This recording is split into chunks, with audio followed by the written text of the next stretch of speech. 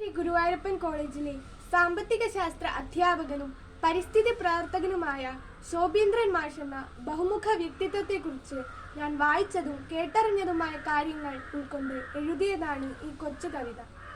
ശോഭീന്ദ്ര വിസ്മയം. തരിശായി കിടന്ന പൊക്കുന്നിനെ മരതകച്ചേല പുതപ്പിച്ച വിസ്മയം, അറിവിൻ മധുരം നുകരുവാനെത്തിയോർക്കമൃതാം പ്രകൃതി പാഠത്തേകിയോൻ, പാതയോരങ്ങളിൽ തണൽ വിരിക്കാനായി നൂറായിരം തൈകൾ നിരത്തിയോൻ, കാവുകൾക്കായി നീ കാവലാളായതും വയലേലകൾക്കായി ഒച്ചയെടുത്തതും, കുന്നുകൾക്കൊപ്പം കുട പിടിച്ചെത്തിയും പ്രകൃതി സംരക്ഷണ പാഠം പകർന്നതും, പുഴകളെ തണ്ണീർ തടങ്ങളെ കാക്കുവാൻ അണികളെ ശിഷ്യഗണങ്ങളെ കോർത്തൊരു സൗഹൃദ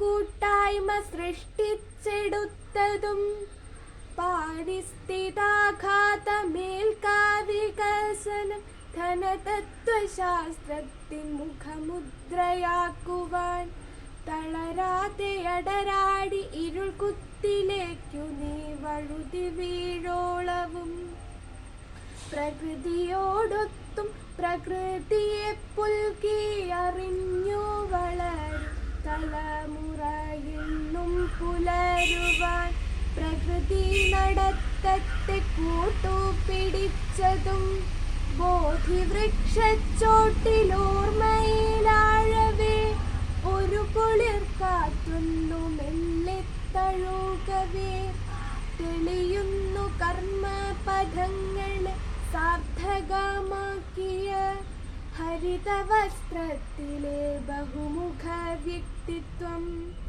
പ്രകൃതിയെ സ്നേഹിച്ച് പ്രകൃതിയായി തീർന്ന നീ എൻ്റെ തലമുറയ്ക്കെന്തൊരു വിസ്മയം. നന്ദി.